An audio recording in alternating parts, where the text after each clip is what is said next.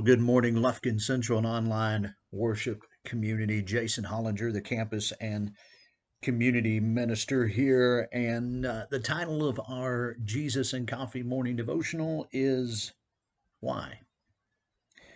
Why is light given to a man whose way is hidden, whom God has hedged in?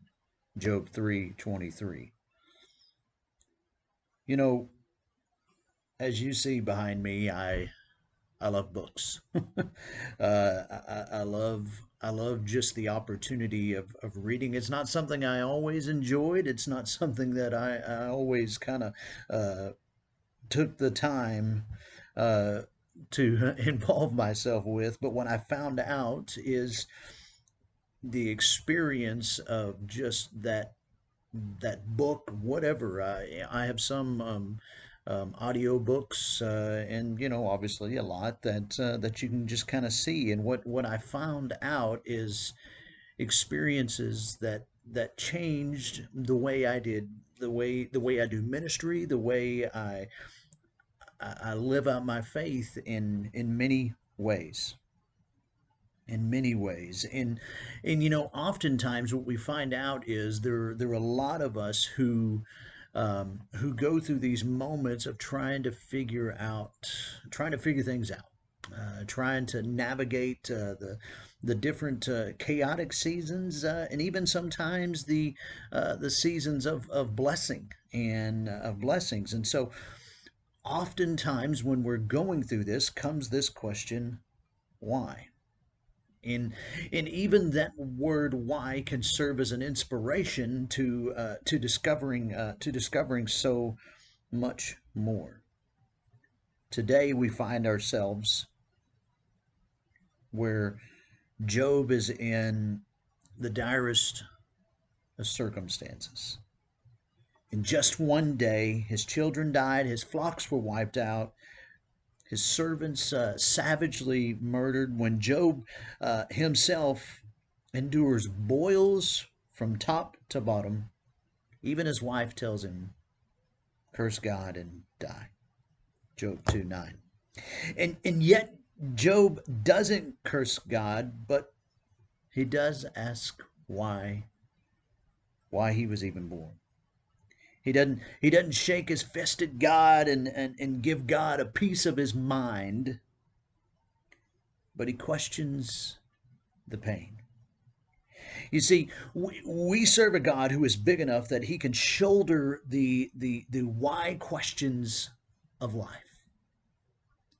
We can't in our finite minds understand or possibly even bear the answer to those questions in the midst of sufferings. And even though at times, again, we have the opportunity of books to go to find answers to many questions of life, what we find out is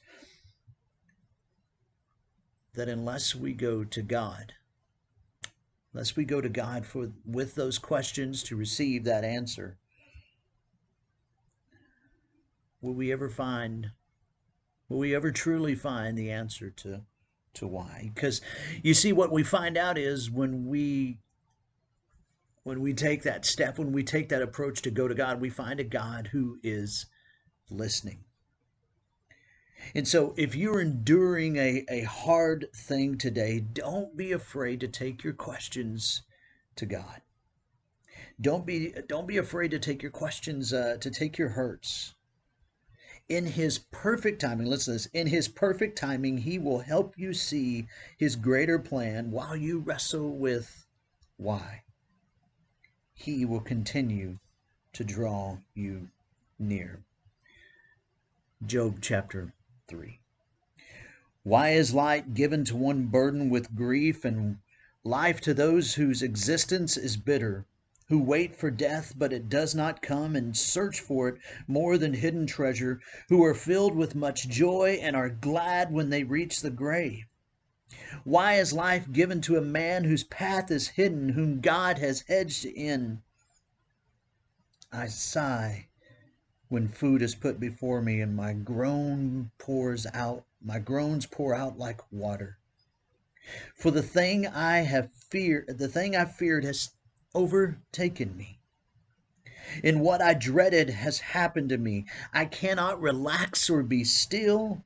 I have no rest, for trouble comes. When those why moments come throughout your day to day, because they will come throughout your day to day, where will you turn? A library full of books, or to a God who is listening? To a God who hears, to a God who knows, to a God who understands, to a God who grieved when his one and only Son went to the cross for us. To a God who understands and who knows what it means